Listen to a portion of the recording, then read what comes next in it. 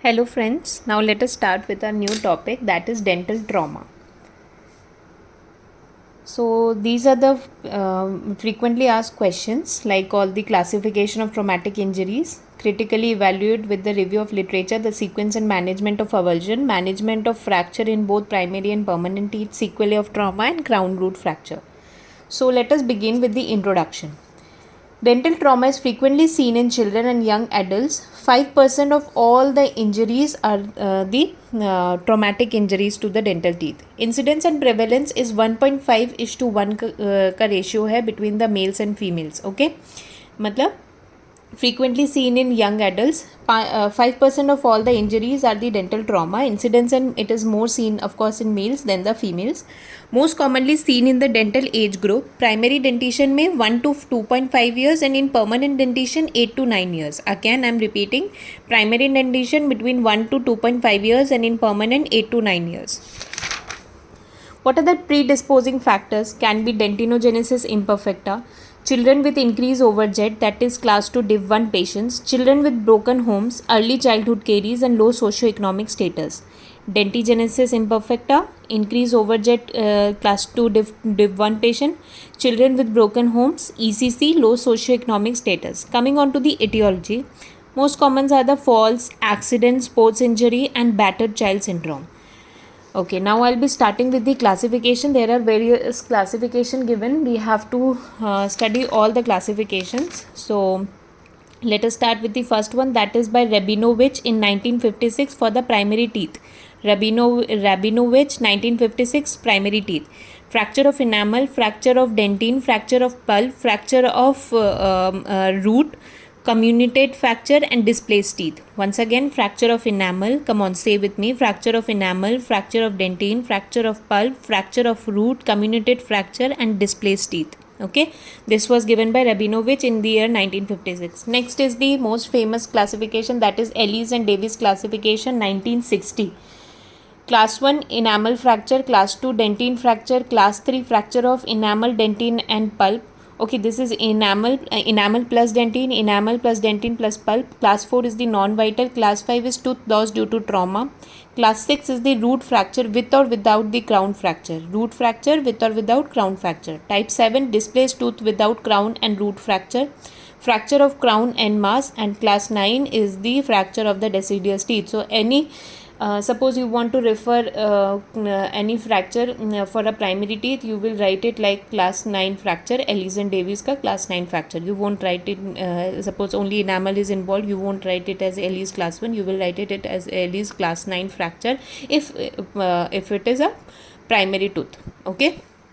Once again, Ellis and Davis, I am repeating, enamel fracture, enamel plus dentine plus pulp fracture, then then is the non-vital tooth, then tooth loss due to trauma. Class 6 is the involvement of root with or without crown fracture, then displaced tooth fracture with or without crown and root fracture, then fracture of the crown and mass, then a fracture of the deciduous teeth. Okay, now coming on to the WHO classification. People find it very difficult, but I am going to tell you a very simple way. Age 73 will be common. 60 to 69 तक जाना है, जिसमें से 65 missing है. Okay, 873.60, 873.61, 62, 63, 64, 65 is not there, 66, 67, 68 and 69. Okay, 873.60 enamel fracture, 61 enamel plus dentine fracture, 62 enamel plus dentine plus pulp fracture, 63 root fracture, 64 crown and root fracture, 66 I have remembered it as concussion, luxation, intrusion, extrusion, avulsion, soft tissue injury. Okay, I hope it is clear. 65 is not there. So how will you remember? Enamel fracture 0, enamel dentine 1, enamel dentine and pulp 62, root fracture. Fourth is crown and root fracture. Now this kind of till 4 you will find all these fracture. Now 66 is concussion, luxation, intrusion, extrusion, avulsion and soft tissue injury. Okay. Now next is the classification by Anderson J.O. in the year 1981. First was 1956, Ellis and Davis in 1960, then WHO classification, then in 1981 Anderson classification. Traumatic injury to dental hard tissue and pulp, traumatic injury to periodontal tissue. First is the hard tissue, then periodontal, then the supporting, and then the traumatic injury to gingiva and oral mucosa.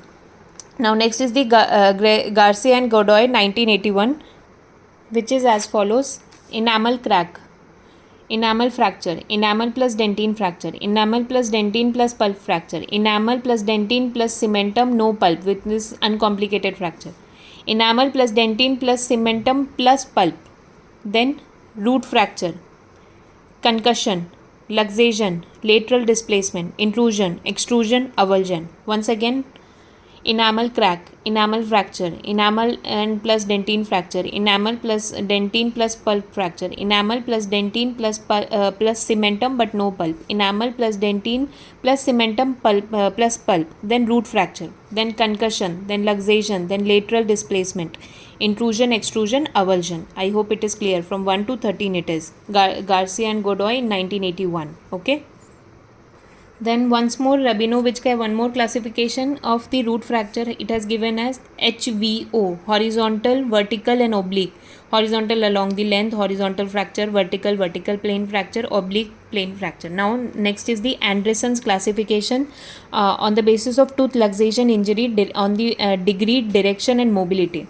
First, it is subluxation, displacement but no mobility. Extrusive luxation, displacement out of the socket, mobility. Lateral luxation, displacement in the lateral direction, mobility is present. Intrusive luxation, displacement inside the socket, mobility is present. Avulsion, the tooth is X articulation of the tooth from the socket. Okay, subluxation, extrusive luxation, lateral luxation, intrusion, avulsion. Cilia, subluxation, extrusive luxation, lateral luxation, intrusion, avulsion. So these were the classifications. Once again we will revise the classification. First classification I told you about Rabinovich in the year 1960 for primary tooth fracture. First one, class 1 enamel fracture, class 2 enamel and dentine, class 3 enamel, dentine and pulp fracture, class 4 is root fracture, class 5 is my comminuted fracture, and class 7 is my displaced teeth. Next is the Ellis and Davis classification. The class 1 as my enamel fracture, class 2 enamel and dentine fracture, class 3 enamel, dentine and pulp fracture, class 4 is my non-vital, class 5 is tooth loss due to trauma, class 6 is my root fracture with or without the crown fracture, class 7 is my displaced tooth with or without the root and crown fracture, class 8 is my fracture of the crown and mass, and class 9 is the fracture of the deciduous teeth. Now next is the WHO classification. 873.65 will be missing, so we'll start from 0 to 69. It is there. So 873.60 enamel fracture, 873.61 enamel and dentine fracture, 873.62 is my enamel, dentine and pulp fracture, 873.63 is my root fracture, then 873.64 is my crown and root fracture, 873.66 is my concussion and luxation, 67 is my intrusion extrusion, class 68 is my avulsion, and 69 is my soft tissue injury. Next is my classification by Anderson Geo: traumatic injury to the dental hard tissue, traumatic injury to periodontal tissue, traumatic injury to the supporting bone, and traumatic injury to gingiva and oral mucosa. Then Garcia and Godai's classification: enamel crack, enamel fracture, enamel and dentine fracture, enamel, dentine and pulp fracture, enamel, dentine and cementum with no pulp, enamel, dentine and cementum with pulp, then root fracture, then concussion, then luxation, lateral displacement, intrusion, extrusion, avulsion. Then again Rabinovich classification of the root fracture: HVO, horizontal, vertical and oblique. Then Anderson classification on the basis of degree, duration and mobility, that is subluxation, extrusive luxation, lateral luxation, intrusion, avulsion. Okay, I hope these classifications were clear. So all these above classifications helps in determining the appropriate treatment for management of crown, luxation injuries, soft tissue injuries, as well as the root fracture. Coming on to the management. Concussion, injury to supporting structures. That means there is no mobility and no displacement, but tender on percussion. So what is the management? Occlusal adjustment of the opposing teeth, repeated periodic vitality testing. Okay. concussion, there is no mobility, no displacement, but only TOP positive. So what will you do? You will do the occlusal adjustment of opposing teeth, repeated periodic vitality testing. Next is the subluxation, injury to supporting structures. There is partial mobility but no displacement. So features: normal arch position of the tooth, slight mobility, tender on percussion, bleeding from the gingiva, and injury to PDL. Management is similar to concussion. If multiple tooths are involved, then splinting may be required. Next is the extrusive luxation. That means the tooth has partial displacement of the tooth from the socket. The teeth appears elongated in the radiograph because suppose this is my tooth and it is got lingually displacement of the tooth. So what will happen in the radiograph? You will find it elongated. Dull percussion sound and bleeding from PDL may be seen. Management: affected tooth is forced back into the socket. Suppose this is my tooth, this has been exarticulated, so you will force back it into the socket and then anesthetize the region.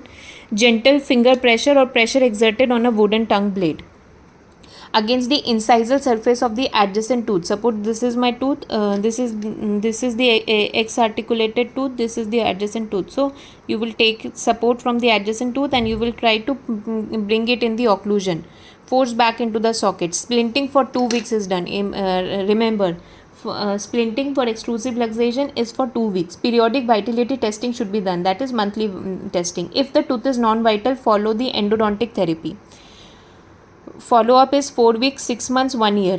Okay, 4 weeks, 6 months, 1 year. Splinting for 2 weeks. Now coming on to the lateral luxation, that is displacement of the tooth other than, this is the axial direction. So this is what is known as lateral displacement.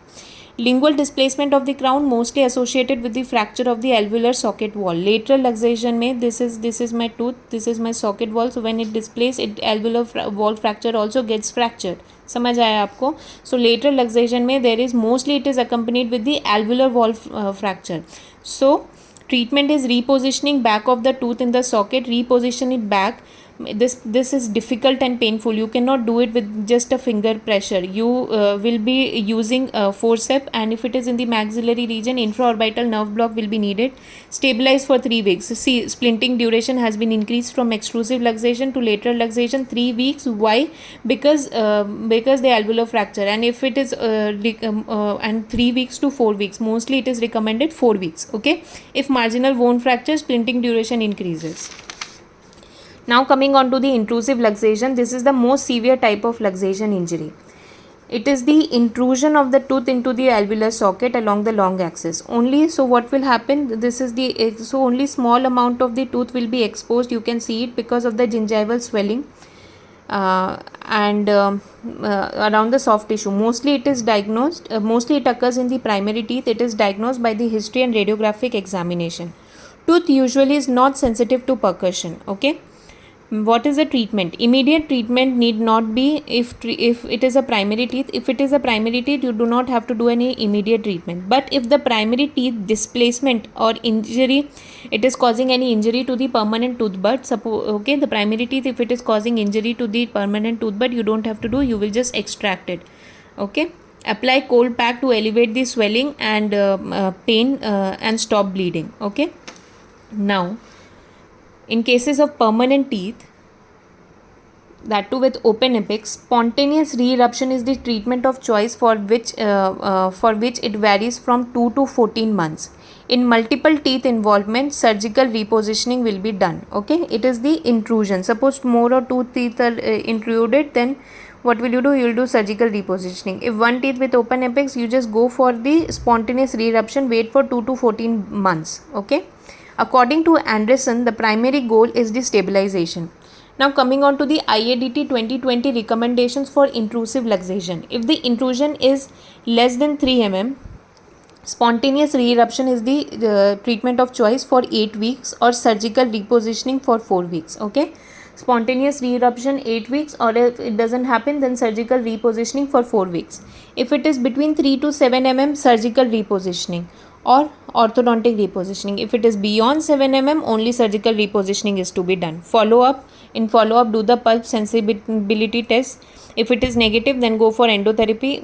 If open apex, you can go. If it is non-vital apexification, if vital apexogenesis and non-vital cases, may regenerative endodontic procedures can also be done. Okay, accordingly. Now recall. See, 2 weeks, 2 weeks, 4 weeks, 8 weeks, 12 weeks, 6 months, 1 year, and every 5 year. Okay, 2, 4, 8, 12 weeks, 6 months, then 1 year, and then every 5 year. Now coming on to the management of avulsion. Most of the questions comes from avulsion management. So मैंने आप लोगों के लिए एक chart prepare किया है. This chart will help us to remember the management of avulsion. Okay. See, suppose a tooth. Suppose this is my tooth. It has immediately it has just come out. So what will you do in cases of freshly avulsed teeth? Immediate reimplantation at the accident site and then go for splinting. Suppose the extraoral dry time is more than 20 minutes, then tooth is transported to HBSS, which is a physiological storage media, for 20 minutes to 6 hours. It can store HBSS for 20 minutes to 6 hours. You can store it in the physiological medium HBSS. Then treat the tooth with doxycycline or arrestin solution for 5 minutes and then splinting. Okay, this was when the extraoral dry time is 20 minutes, more than 20 minutes, HBSS solution from SBI for 20 minutes to 6 hours, then doxycycline or arrestin for 5 minutes and then splinting. Now my extraoral dry time is between 20 to 60 minutes, but it was not kept in any physiological medium. Then what will you do? Take the tooth, place it in the HBSS solution, treat with doxycycline or arrestin for 5 minutes, then splinting. The next is dry storage is between 20 to 60 minutes. No physiologic medium or anything. Then then again put it into HBSS solution, then doxycycline or arrestin for 5 minutes and then go for splinting. Now comes the duration is more than 60 minutes. That means there has been lysis of PDL.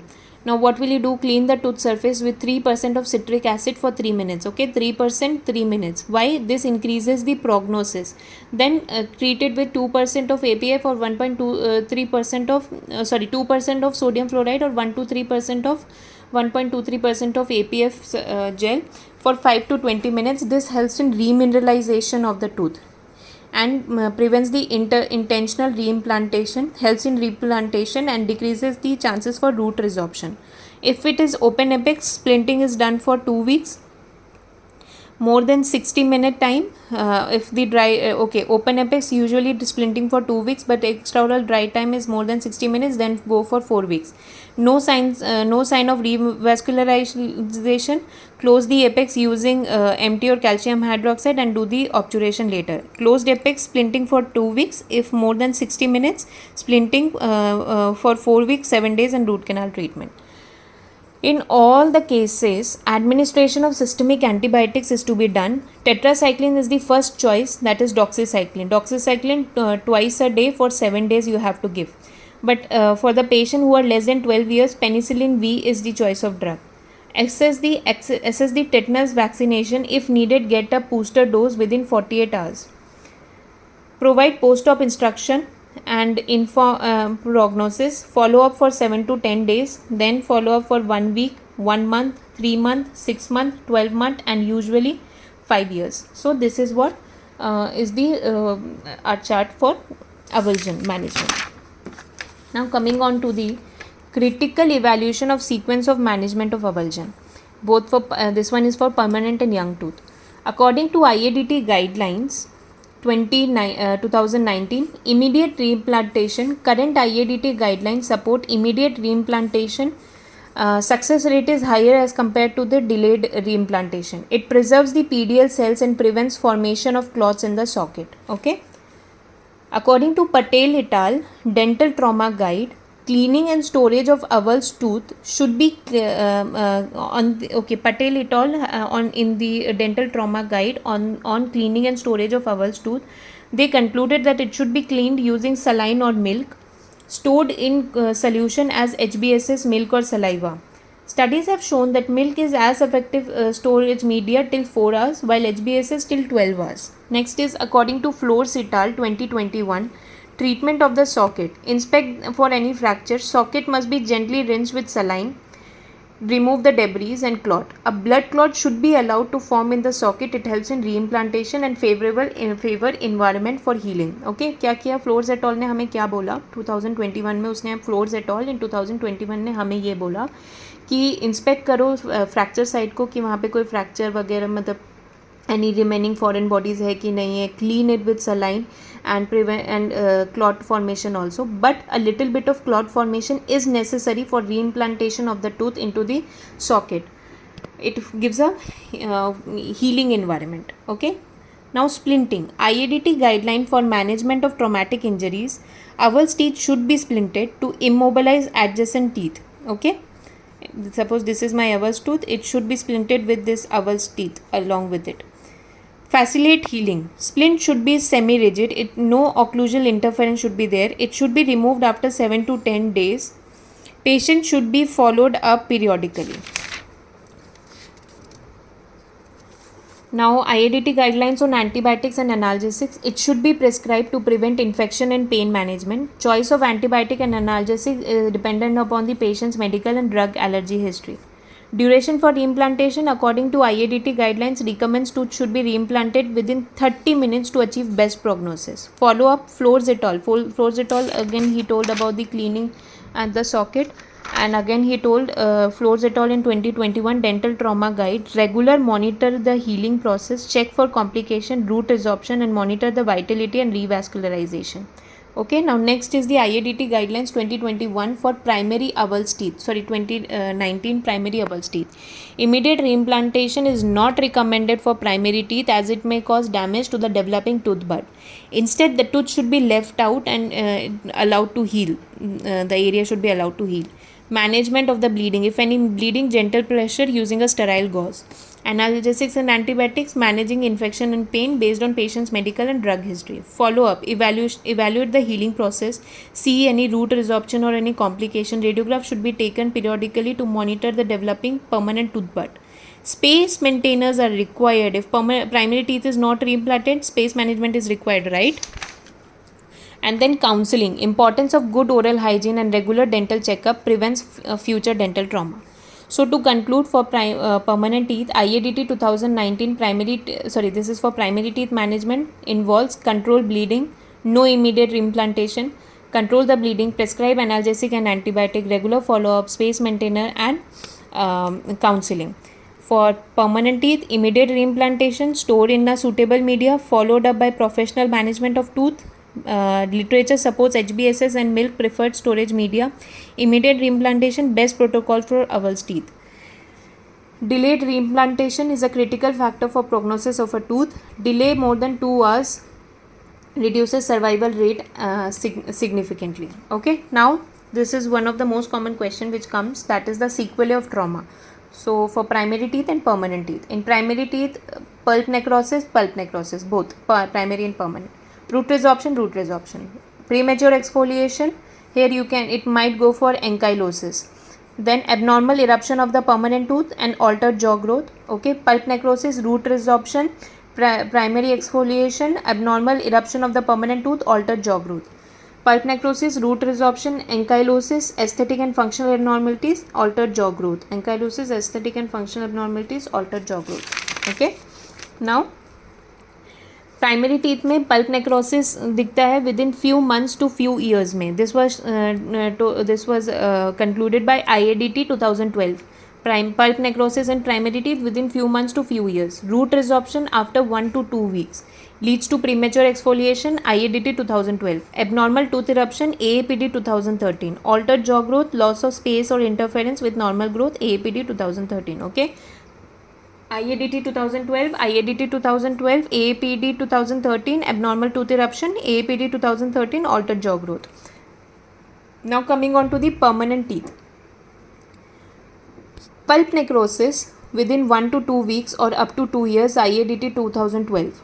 Root resorption occurs after 1 to 2 weeks of trauma, may cause ankylosis or tooth loss, IADT 2012.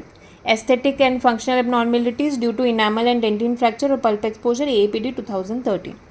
Conclusion. Severity and extent of the sequelae can depend upon the nature and extent of injury.